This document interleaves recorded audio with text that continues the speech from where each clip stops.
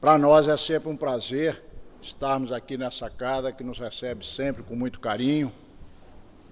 E nós queremos, inicialmente, transmitir o abraço da Sociedade Praiana de Estudos Espíritas para todos vocês e cumprimentá-los nessa data tão especial em que vocês comemoram 87 anos de existência dessa casa.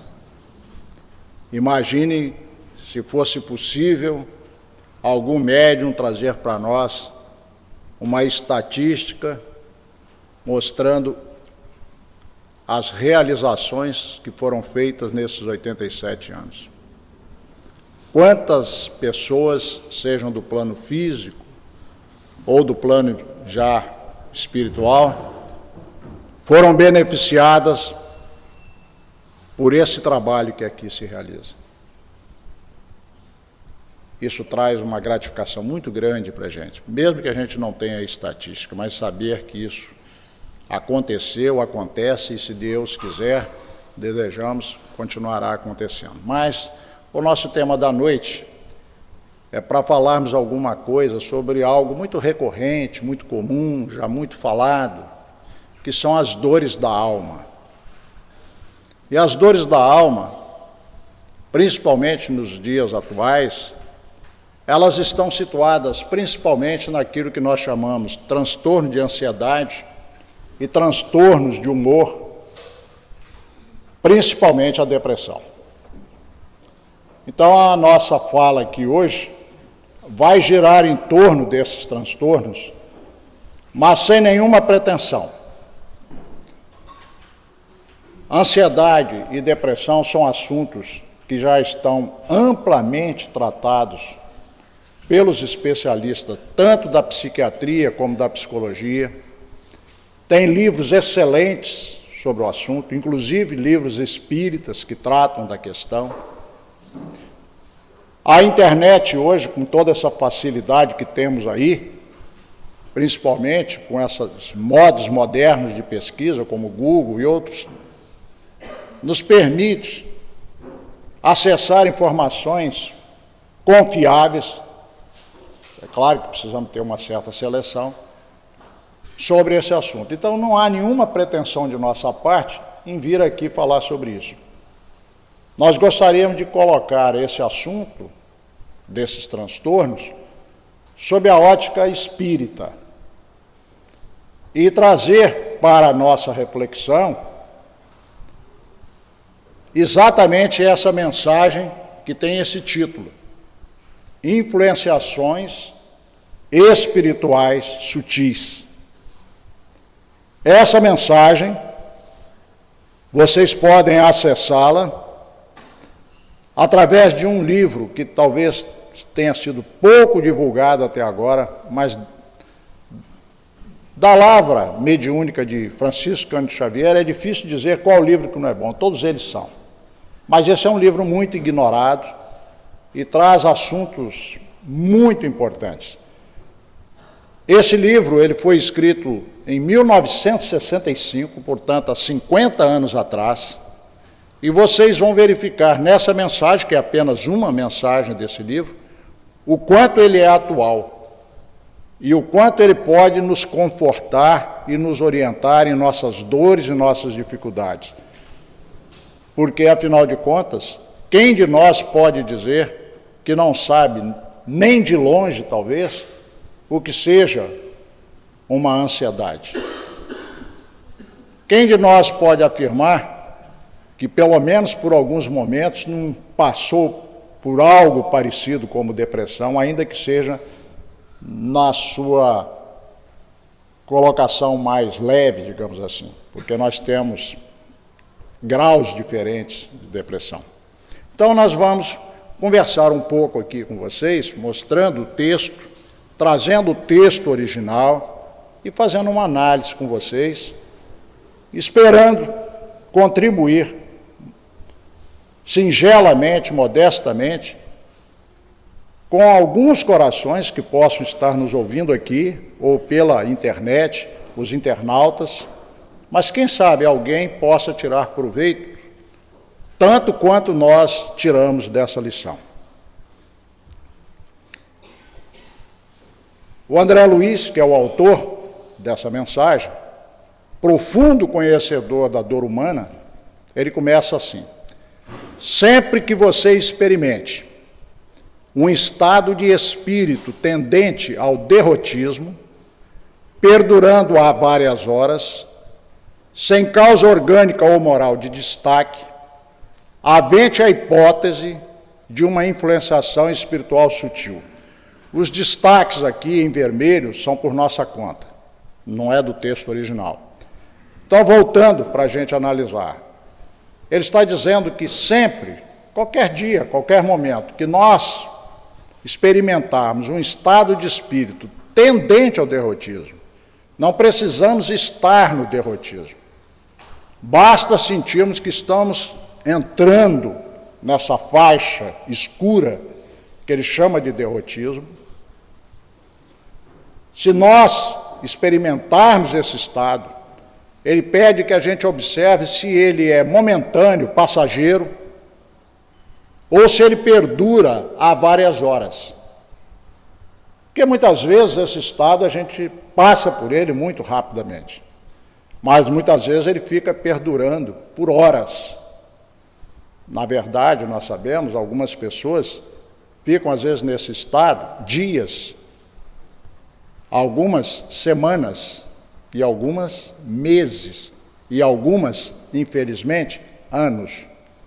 Ele está nos pedindo para ficarmos atentos àquilo que se passa em nossa mente, porque muitas vezes, de forma invigilante, nós entramos nessas faixas do derrotismo e mergulhamos nessa faixa por horas e horas sem nos darmos conta. Maiormente, nos dias que passam,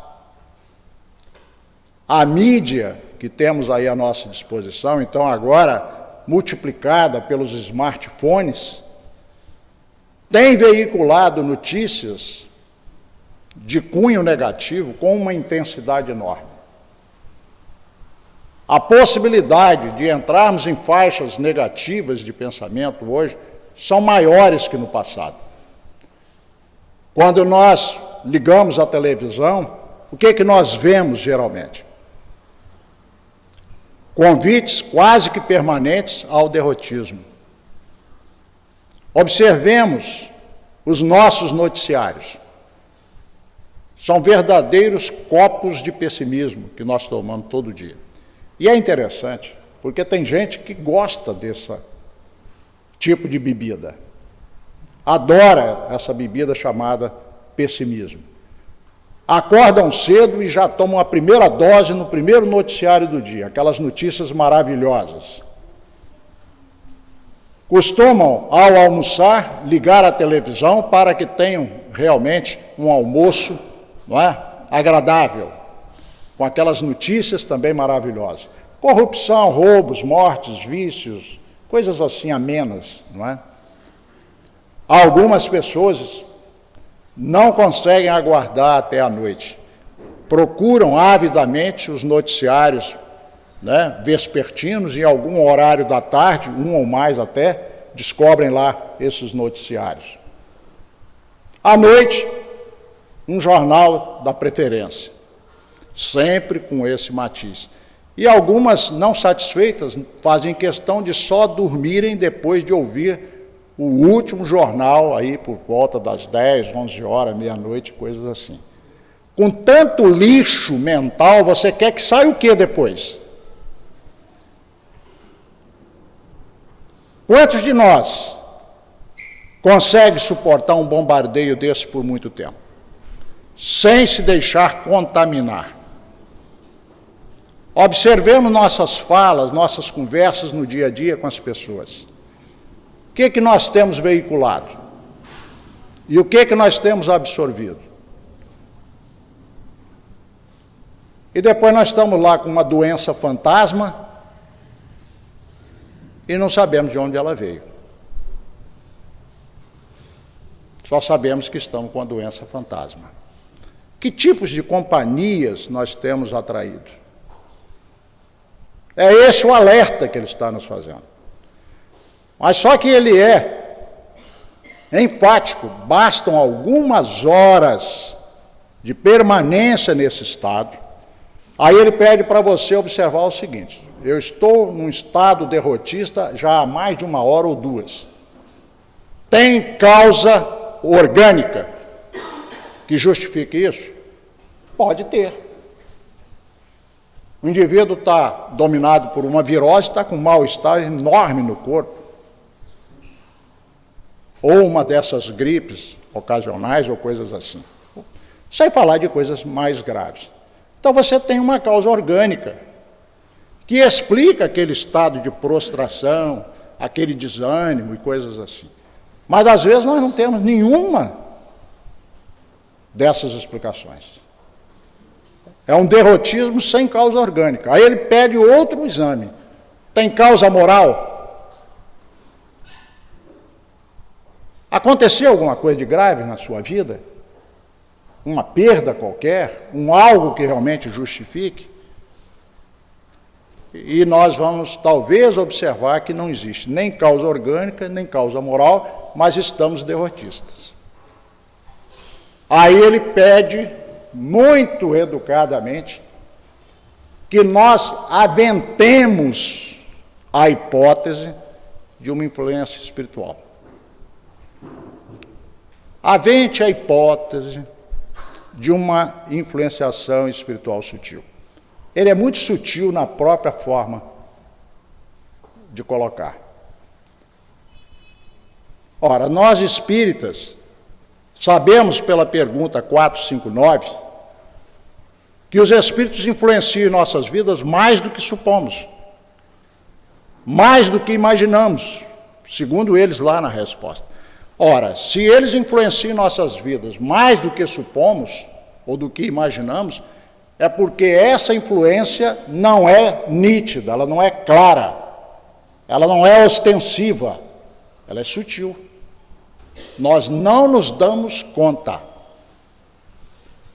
Só que no nosso pessimismo, muitas vezes habitual, quando nós lemos essa pergunta e essa resposta, imaginamos o lado negativo das coisas. Só que a pergunta é neutra. Os espíritos influenciam em nossas vidas, em nossos atos? Eles dizem que sim, e mais do que imaginamos. Mas tanto no sentido positivo quanto negativo, e não apenas no negativo. Quando nós fazemos uma prece, nós abrimos o campo mental para influências espirituais positivas. Nós sabemos, nós espíritas, que é assim que a prece funciona. Você reza para Deus, para Jesus, para Nossa Senhora, para um santo da sua devoção, seja para quem você dirija esse pensamento, e os benfeitores espirituais respondem. Eles não se importam com os nomes. Então nós temos as influências espirituais positivas, nós recebemos do nosso anjo da guarda inúmeros convites para o otimismo, para a alegria, para o trabalho no bem, coisas assim, para levantarmos o nosso ânimo, mas a lei é neutra. Também existe a influência espiritual negativa.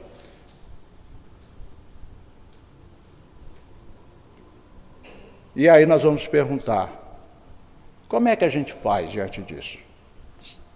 A doutrina é simples para nós. Você tem o dial na mão. O dial é seu. Você sintoniza onde você desejar.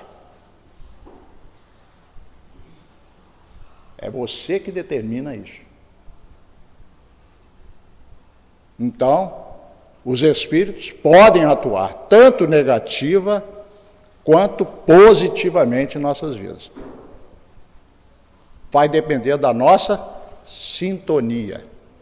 Então, André Luiz passa logo no segundo parágrafo o remédio. Por uma questão didática, porque alguém vai conferir no original, com certeza, e espero que o faça, vocês vão perceber que no segundo parágrafo há o remédio e nós vamos colocá-lo numa outra ordem. Nós vamos apenas mudar a ordem. Vamos ver como é que André Luiz explica esse derrotismo. Ele vai detalhar para nós. Ele vai dar alguns exemplos. Fatores que mais revelam essa condição da alma, diz ele lá na mensagem. Dificuldade de concentrar ideias e motivos otimistas. Ou seja, dificuldade muito comum nos nossos dias. Acreditar que o Brasil vai dar certo. Acreditar que o mundo vai dar certo. Acreditar que tem Deus realmente tomando conta do universo. Acreditar que benfeitores espirituais, principalmente Jesus, com a sua pleiade de espíritos, toma conta efetivamente do nosso planeta. Provavelmente muitos de nós andam perguntando onde anda Deus e Jesus, com tanta confusão que está aí estabelecida. Muitos de nós podem estar nessa dúvida. Será que tem governo mesmo? Nós não estamos entregues à matroca? Será que Deus realmente toma conta? Podemos confiar e coisas assim. Então, dificuldade de concentrar ideias em motivos otimistas. Nós vamos mergulhando no pessimismo. Sem nenhuma pretensão de entrar em considerações, como falei, de ordem técnica sobre a ansiedade e a depressão, nós gostaríamos de dizer que a gente tenha alguma preferência. Eu, por exemplo, gosto de definir a ansiedade, principalmente, com poucas palavras, assim: medo de não sei o quê. Quando você está com medo de não sei o quê, você está com ansiedade.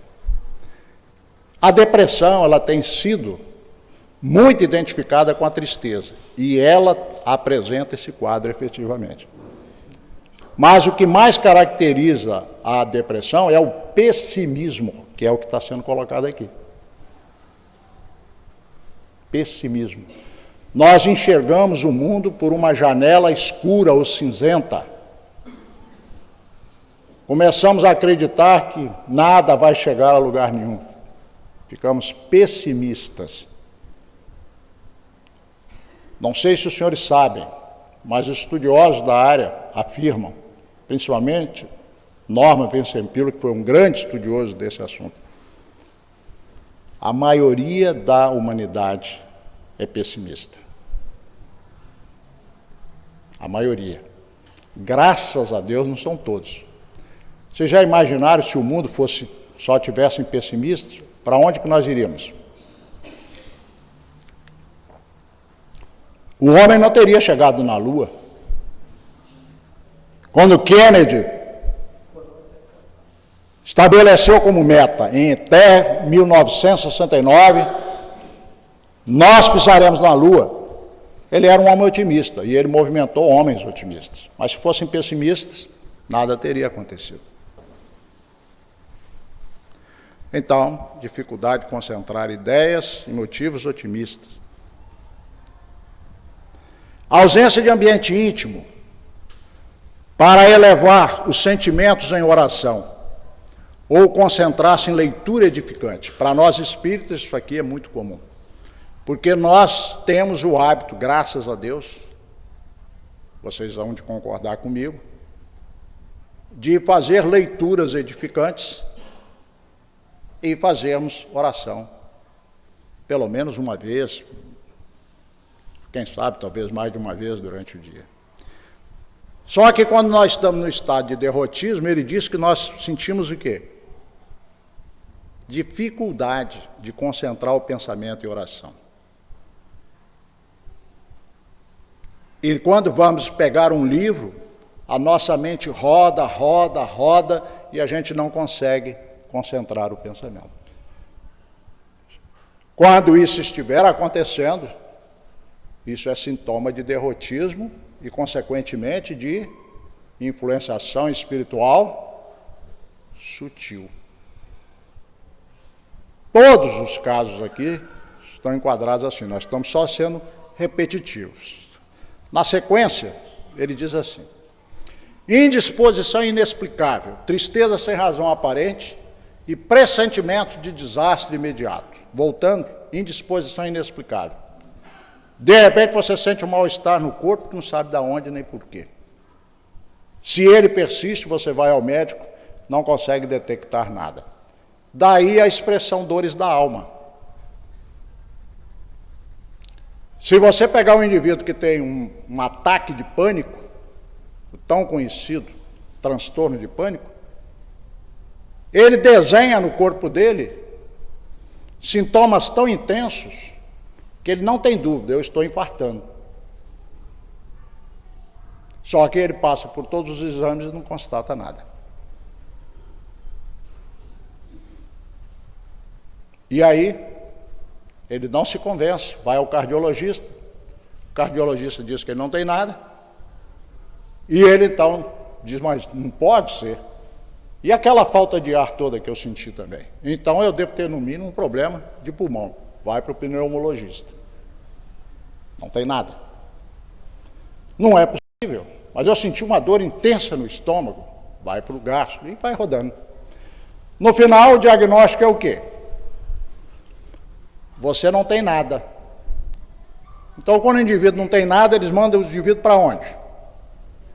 Para o psiquiatra. Então, o psiquiatra é o médico que trata de gente que não tem nada.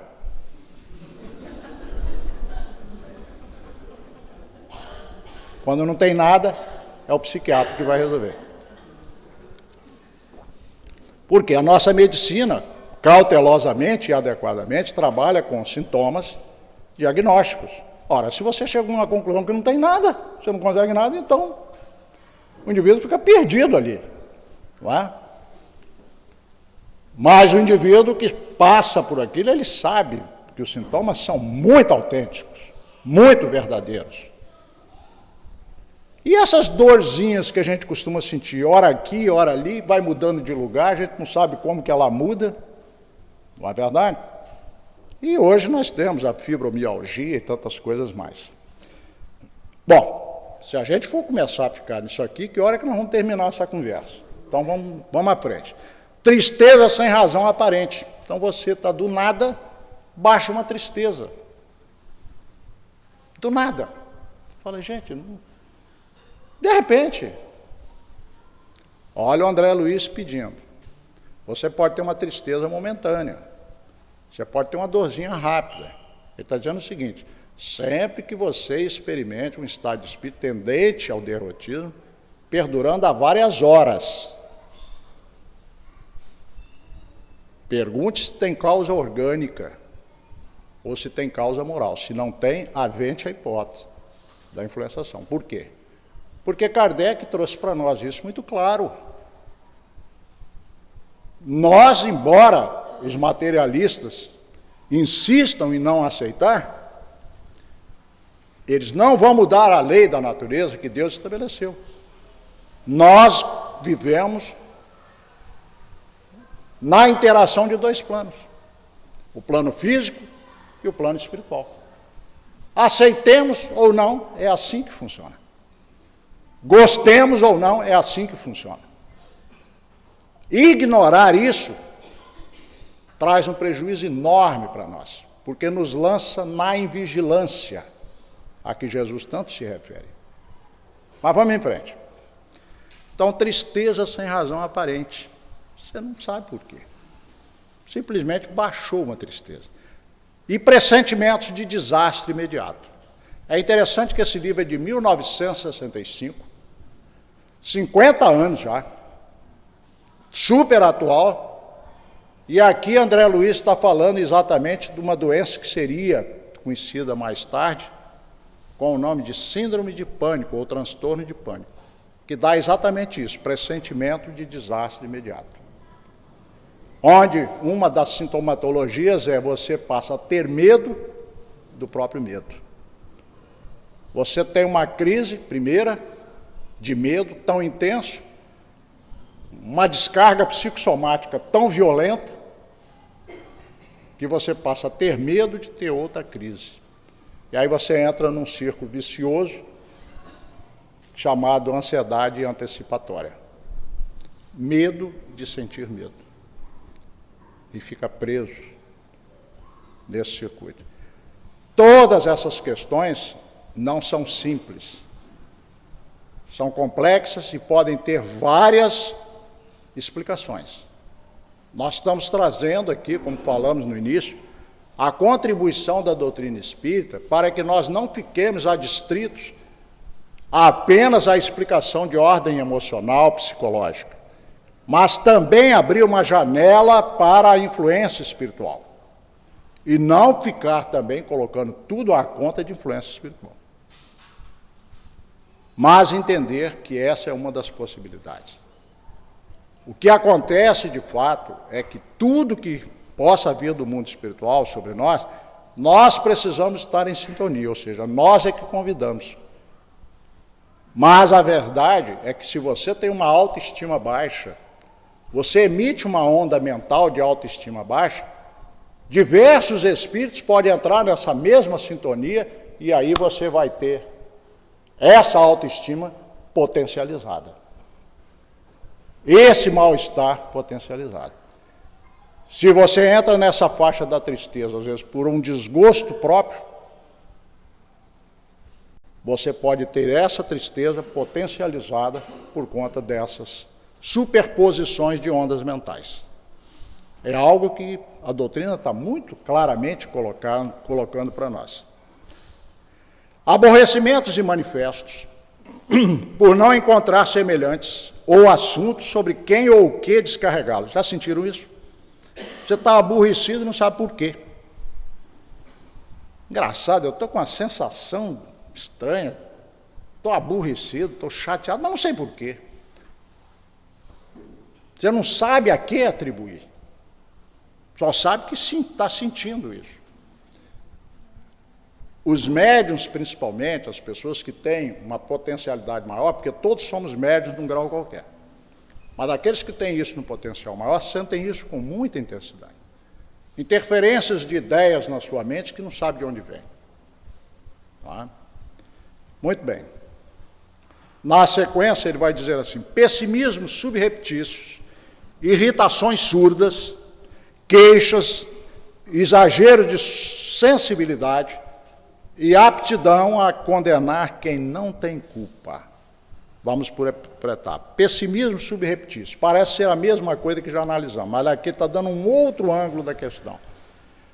O pessimismo subreptício, você não está pessimista, aparentemente. Mas tudo que você vai analisar termina em pessimismo. Você vai analisar uma situação e você termina não acreditando que vai dar certo. Analisa a outra também, e assim por diante. É um pessimismo que está meio escondido. Não é tão evidente quanto na outra situação que já analisamos. Irritações surdas. Irritação surda é você estar com uma raiva que não sabe de quê, uma vontade de xingar, uma vontade de brigar, você não sabe a que atribuir. Só sabe que está sentindo aquilo. E os mais incautos, o que eles fazem? Liberam. E geralmente a gente libera essa irritação surda onde? Em casa. Com aqueles que não podem dar o troco. Ainda bem, tem hora que até ainda bem. Porque se você fizer isso com seu chefe, você perde o emprego. Mas quando você chega em casa, você se desarma. Você tira a máscara. E aí quem vai sofrer isso aí? Sua esposa, seus filhos, que nada tem com isso. Qualquer um de nós pode fazer isso. Queixas. Numa outra parte desse mesmo livro, Emmanuel chama atenção para a questão da queixa. Ele chama isso de brecha. A maioria das obsessões começa por uma brecha chamada queixa. E nós não nos damos conta. Começamos a queixar do governo, queixar da vida, queixar disso, queixar daquilo, e não percebemos a porta que estamos abrindo. É interessante que nós costumamos dizer que acreditamos em Deus. E pior, costumamos dizer que confiamos em Deus. Mas queixamos da vida. Queixamos da sorte. Não é uma incoerência? Se eu realmente acredito em Deus, confio que Ele é Pai e que Ele sabe o que faz para cada um de nós, e vivo a queixar, eu estou dizendo o quê, na verdade? Ó Deus, você não sabe fazer as coisas. Não confio em você. Então nós temos que começar a cuidar disso, dessas incoerências que estão dentro de nós. Quando a queixa em nós acontecer, cuidado. Mas se ela começar a se repetir, então, sinal vermelho. Tá? Exagero de sensibilidade. Então, os espíritas, nós espíritas, somos terríveis nesse exagero de sensibilidade. O tal do melindre anda solto, rolando por aí. Nos melindramos nas mínimas coisas. Tem gente que desiste de tarefa na casa espírita por uns melindres mínimos. Não é? Aptidão a condenar quem não tem culpa. E o pior, condenar a quem? Aos mais próximos, esposa e filhos. Você que é culpado disso, você que é culpado daquilo. Tem gente que bota a culpa de tudo que tem acontecido consigo nos outros. Ainda bem que vocês aqui não fazem isso. Mas tem gente que faz. Está no quarto emprego, sabe por quê? Porque dá um azar, só trabalha com quem não presta. Está no terceiro casamento, por quê? Rapaz, eu sou um azarado, só caso com mulher que não vale nada. Ou então ela reclama de que casa com um homem que não vale nada. E vai por aí. Sempre os outros, sempre os outros, sempre os outros.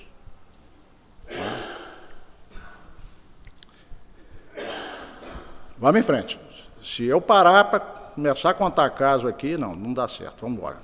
Interpretação forçada de fatos e atitudes suas ou dos outros, que você sabe não corresponder à realidade. Então, a situação real é de grau 2, mas nós estamos já tão alterados psiquicamente, emocionalmente, que tudo para nós toma uma dimensão exagerada.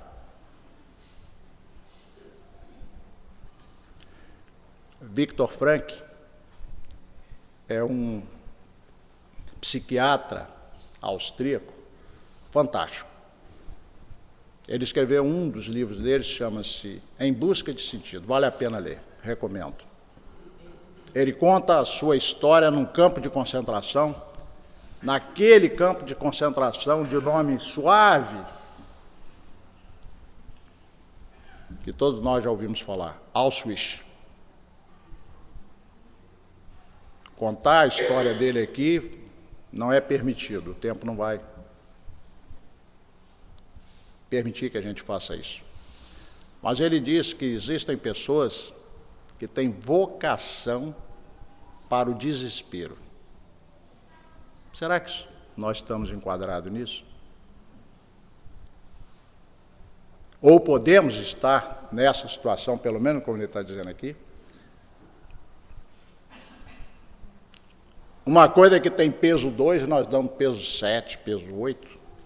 Exageramos as coisas. Hiperemotividade ou depressão, raiando na iminência de pranto. Então, o nome já está falando. A emotividade exacerbada para irritação, ou para nervosismo, para pranto, para tudo. E é interessante que algumas pessoas, às vezes, quando estão nesse estado, dizem assim, principalmente com mulheres, é mais comum, chorar sem saber por quê. Não sabe por que chorou.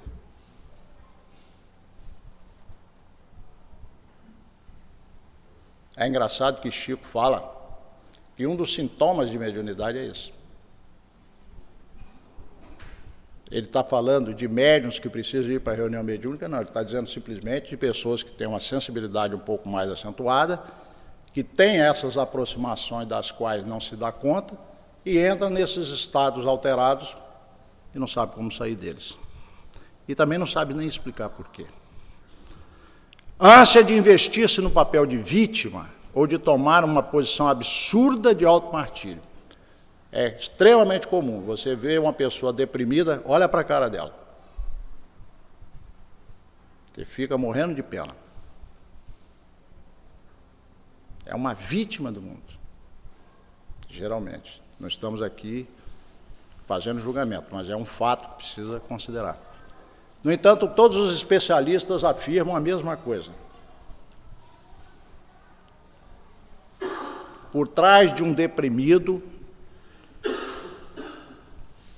existe sempre um indivíduo, desculpem se vai te ofender, arrogante. E às vezes com essa cara de vítima. É alguém que reza para Deus, mais ou menos assim. Isso é de um psiquiatra espírita que falou uma vez sobre isso, eu achei muito interessante. O deprimido, ele reza para Deus mais ou menos assim. Ó Deus,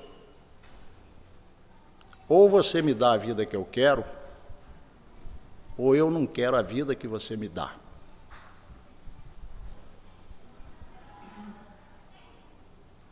E você olhando para ele, você diz, coitadinho, que humildade. O que está por trás? A não conformação. Isso não podia acontecer comigo, mas podia acontecer com os outros, mas comigo não. Teimosia em não aceitar para você mesmo que haja influenciação espiritual consigo. Mas, passados minutos ou horas do acontecimento, vem-lhe a mudança de impulsos, o arrependimento, a recomposição do tom mental e, não raro, a constatação de que é tarde para desfazer o erro consumado. Eu tenho esse problema. Eu venho de um lar católico, me tornei espírita aos 22 anos. Até hoje tenho dificuldade de aceitar que eu tenho influenciação espiritual comigo. Eu tenho uma mania de achar que tudo que acontece comigo é da minha mente.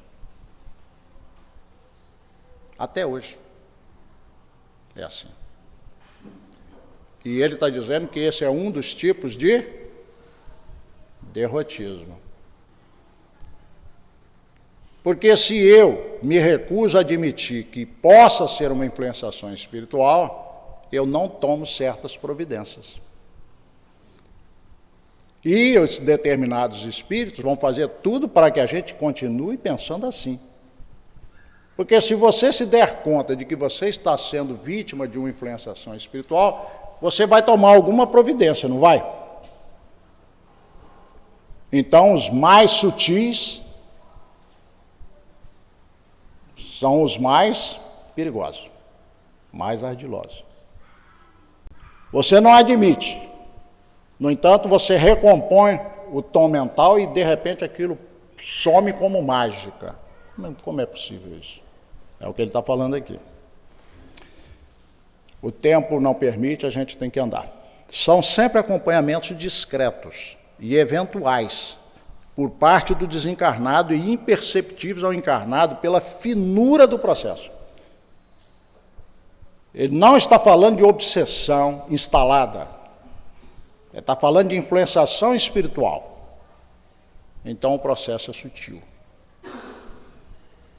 A gente não se dá conta. O espírito responsável pode estar tão inconsciente de seus atos que os efeitos negativos se fazem sentir como se fossem desenvolvidos pela própria pessoa. Ou seja, ele está dizendo que por aquela lei de afinidade que existe no universo, como os dois planos se interagem, um pessimista convida para perto dele quem? Pessimistas. Um otimista convida para perto de si quem? Otimistas. Um empreendedor convida para perto de si quem? Empreendedores. Um maledicente convida para perto de si quem? Maledicentes. Então nós vamos sempre convidar espíritos de acordo com a nossa maneira de ser. Então, muitas vezes, esses espíritos são atraídos de forma inconsciente, tanto da nossa parte quanto deles. Mero processo de sintonia. Eles não têm intenção, nesse caso aqui, de prejudicar. Apenas vêm por sintonia. Nós tivemos um caso, dentre tantos que a gente poderia citar, de uma pessoa que tinha síndrome de pânico, e a entidade que estava vinculada a essa pessoa não tinha nenhuma intenção de prejudicá-la.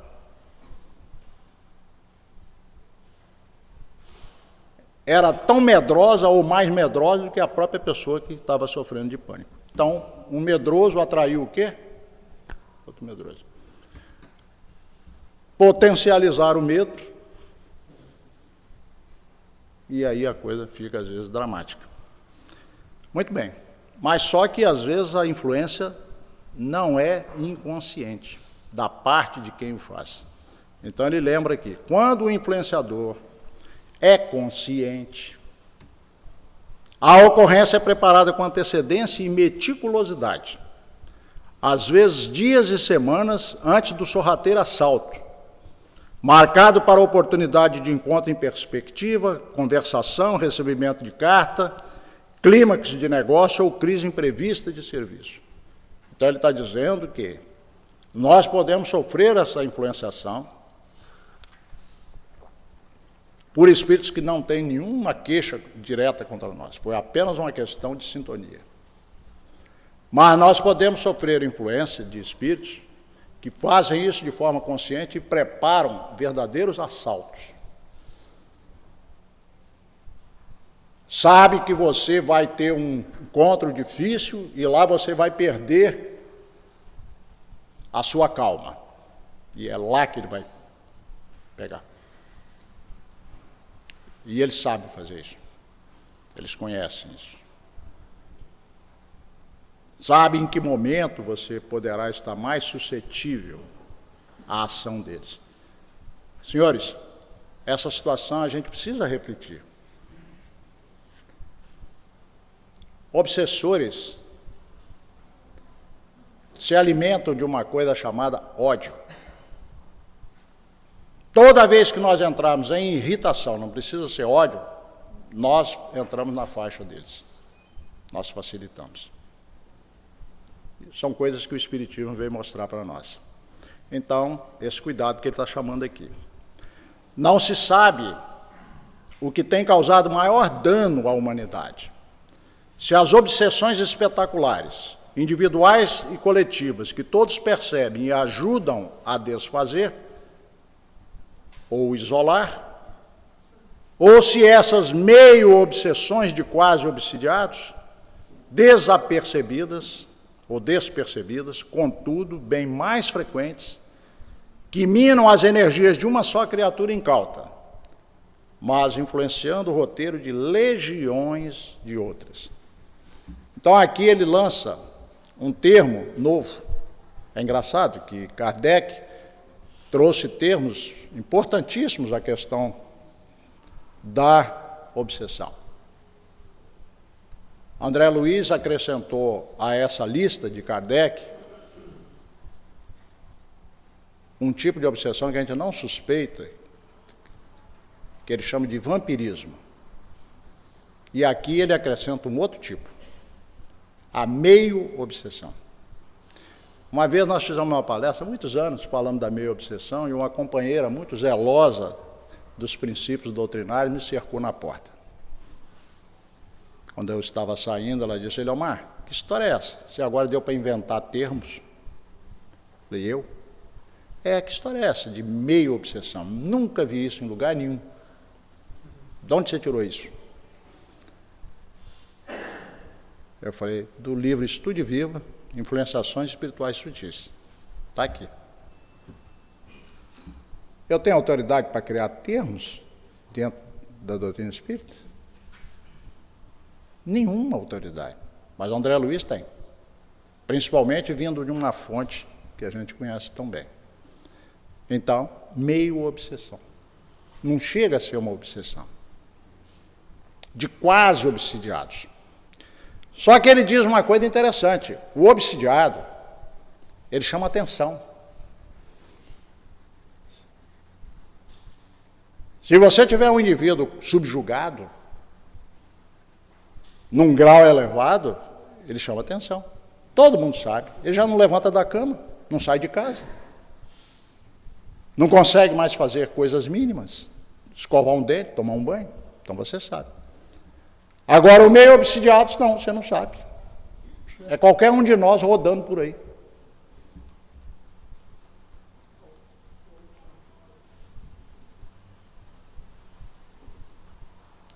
Vocês sabiam por que Kardec fala que a fascinação, no seu menor grau, é mais difícil de tratar que a subjugação no seu grau mais agudo?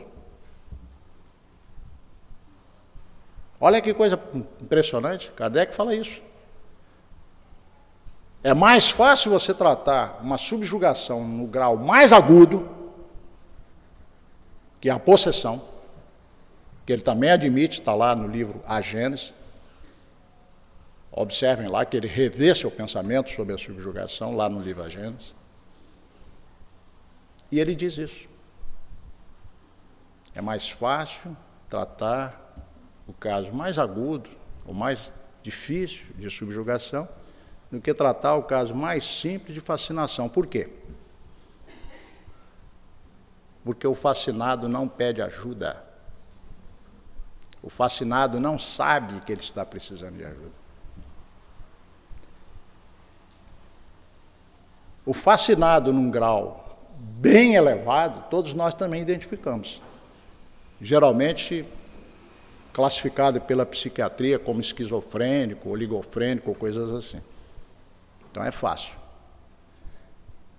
É aquele indivíduo, por exemplo, que sai na rua dizendo que ele é Napoleão Bonaparte e se veste como tal. Esse aí é um fascinado de alto grau e todo mundo consegue ver. Mas quem garante que nós não somos fascinados em alguma área do nosso psiquismo? Quem garante? Quantos fascinados estão aí comandando vidas e mais vidas e não têm consciência de que estão no processo de fascinação? E esses somos nós, qualquer um de nós.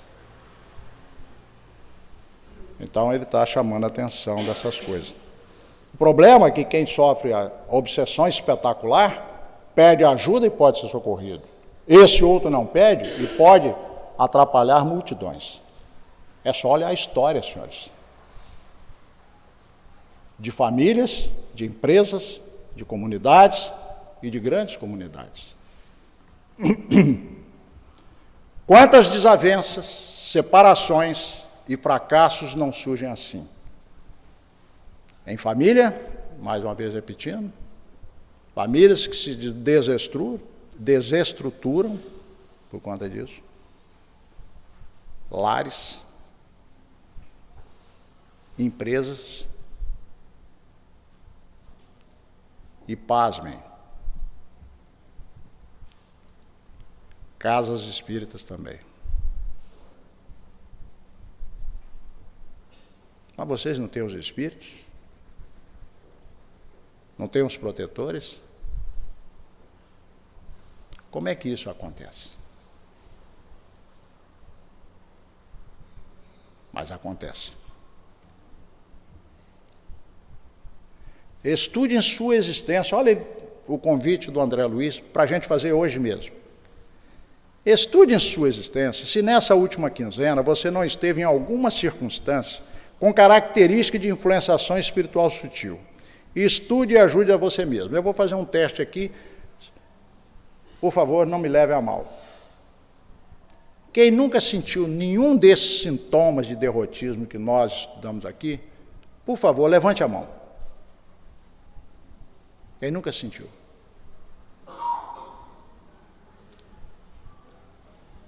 Vocês estão dando a mesma resposta que todos os outros auditórios onde a gente tem feito essa palestra. Com um detalhe, em todas elas minha mão fica assim. Por que que todos nós reconhecemos que de alguma maneira isso faz parte da nossa vida? Porque na pergunta 459 eles não disseram que são só os médiuns que sofrem influenciação espiritual. Kardec não perguntou se os espíritos influenciam em nossos pensamentos, nossos atos, no sentido de influenciam os pensamentos e atos dos médiuns, ele diz nós, do modo geral, em nossos, do modo geral. Todos nós sofremos essa influência. E aqui, mais uma vez, confirmado isso, sem nenhum julgamento. É só para a gente se dar conta. Agora, isso pode ter ocorrido, talvez uma vez ou outra na nossa vida, mas será que não tem ocorrido com uma certa intensidade? Então ele pede o seguinte, olha a última quinzena, se andou acontecendo alguma coisa. Nesse sentido. O remédio que ele recomenda no segundo parágrafo, eu, por minha conta, chamei de infalível. Porque, como estudo esse assunto há muitos anos, vocês devem saber que quem trabalha em atendimento fraterno nas casas espíritas, a maior queixa que normalmente nós temos no atendimento fraterno são queixas relacionadas à depressão e ansiedade.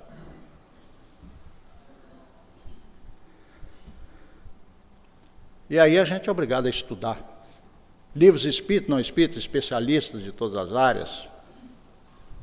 E também as nossas fontes, evidentemente. Eu digo para vocês, esse remédio é fantástico. Olha só, 1965 ele já dava o remédio. Seja claro consigo, para auxiliar os mentores espirituais a socorrer você. Essa é a verdadeira ocasião da humildade, da prece e do passe. Levei muito tempo refletindo sobre isso. A maioria das pessoas que chegam à casa espírita com essas queixas de depressão e ansiedade querem saber, sou médium ou não sou médium? Esse assunto já foi tratado, desculpe, não é propaganda, mas está tratado em outras palestras já disponibilizadas, inclusive sintomas da mediunidade. Está no YouTube, na Rede Amigo, etc. Não vamos repetir aqui. Mas seja claro consigo. Eu não enxerguei logo de pronto, quando lia esses textos, que tinha esse remédio. E é aqui que começa. Seja claro consigo. O que ele quer dizer com isso? Tome consciência do que está acontecendo com você. Jesus chamou isso de vigilância. O que está acontecendo comigo? Por que eu estou irritado? Sem motivo. Por que me baixou essa tristeza sem razão? Por que de repente fiquei pessimista? Seja claro consigo. O que está acontecendo comigo? E não com a minha esposa, não com meus filhos, não com meu vizinho, não com fulano ou ciclano. Porque nós costumamos projetar. O que está acontecendo comigo? Seja claro consigo. E aí, ele disse para nós, no primeiro parágrafo, como fazer isso. Espera lá, eu estou com essa tristeza que está me rondando a mente há quanto tempo? Já tem umas 2 horas. Opa! Tem causa orgânica? Não. Tem causa moral? Aconteceu alguma coisa extraordinária, alguma coisa? Não. Então eu estou em estado de derrotismo. Influenciação espiritual sutil. Aí eu caio lá naquele conto que nada, não tem nada de espírito, não. Isso tudo é da minha mente. Cada um administre. Ele está dando um caminho. Seja claro consigo. O que está acontecendo comigo? E aí ele, antes de receitar aquilo que a maioria das pessoas buscam na casa espírita, que é o passo, o que ele diz que é para você buscar? Depois do seja claro consigo, ou seja, depois do perceber o que se passa com você ou comigo. Qual o segundo remédio? Humildade. Aí a gente diz, estou frito. Se eu, para resolver esse problema, tiver que ter humildade, eu vou ter solução. Porque a humildade é uma conquista dos milênios, dos bilhões de anos, possivelmente.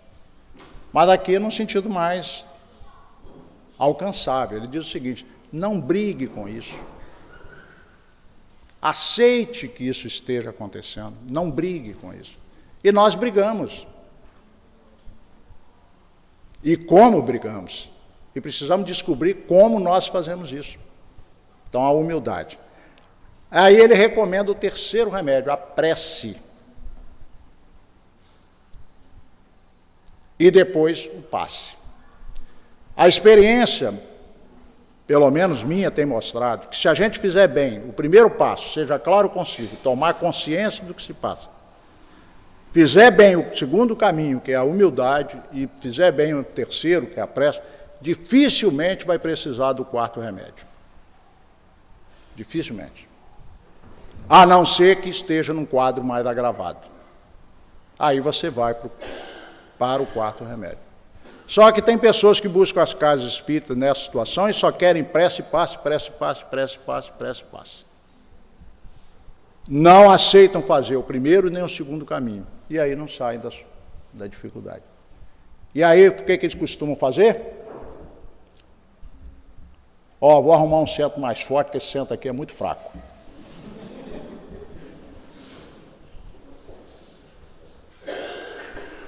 Não é assim?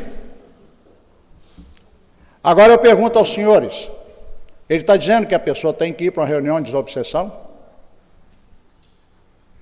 Ele está dizendo que a pessoa é médium, precisa desenvolver a mediunidade? Ele está dando remédio universal, senhores. Porque a influenciação espiritual ocorre em todas as longitudes e latitudes. O espiritismo é uma exceção no planeta. Por muito tempo será ainda, infelizmente. Então, olha o remédio. Ele é universal. É claro que muitos ignoram que existe a influenciação espiritual. É uma pena. Mas, na sequência, então, queria colocar para vocês o seguinte. A palavra derrotismo, de outras palavras nós vimos aqui, ela pode ser substituída por um termo da ciência, que é a neurose. Agora imagina você botar no seu Google lá, a palavra neurose, você vai ver o caminhão de coisas que você vai ler. Pegue um bom especialista e veja o que ele vai falar sobre neurose. Chico, num outro livro chamado Chico de Francisco, conhece a obra?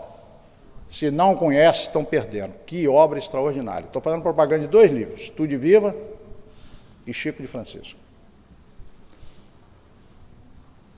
Olha que coisa fantástica os casos que tem lá. Um dia, quem sabe, numa outra palestra, de um outro tema, a gente conte algum.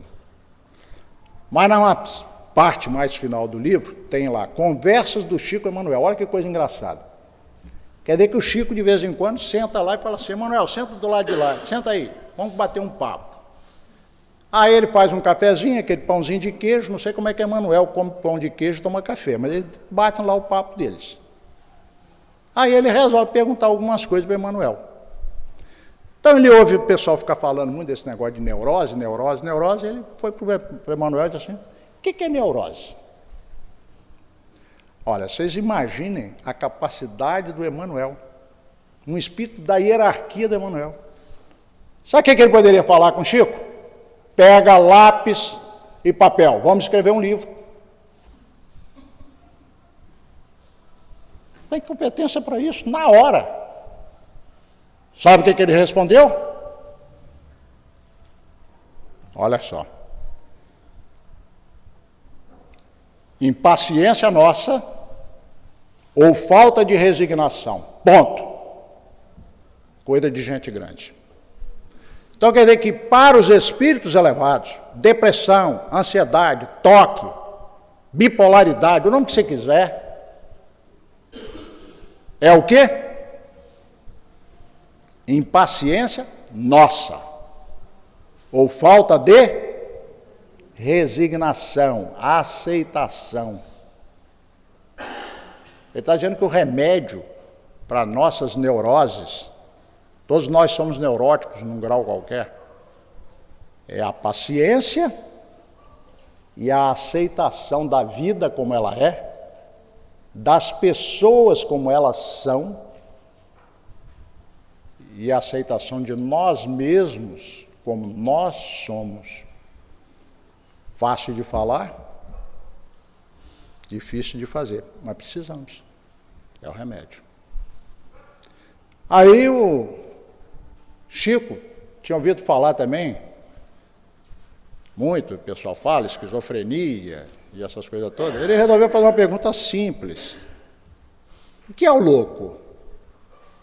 Para Emmanuel. Na sequência ele perguntou, o que é o louco? Olha o que Emmanuel respondeu. Louco é aquele que não se conforma com a realidade presente. Então, quando nós não aceitamos a vida como ela é, não nos aceitamos como somos, não aceitamos as pessoas como elas são, nós ficamos neuróticos. Se essa inconformação for muito grande, nós vamos para onde? Para a loucura. É assim que os espíritos elevados enxergam toda essa patologia mental que desafia a nossa medicina, psicologia e tudo mais. E para fechar, o André Luiz disse da humildade. Aí Chico andou perguntando para o Emmanuel, qual o caminho para a humildade? Aí o Emmanuel respondeu também bem curtinho. Aprenda a esquecer-se. A gente entende por que nós vamos continuar neuróticos por muito tempo. Não é? Referências bibliográficas. Estude Viva e Chico de Francisco. Muita paz e, mais uma vez, parabéns pelos 87 anos. Muito obrigado.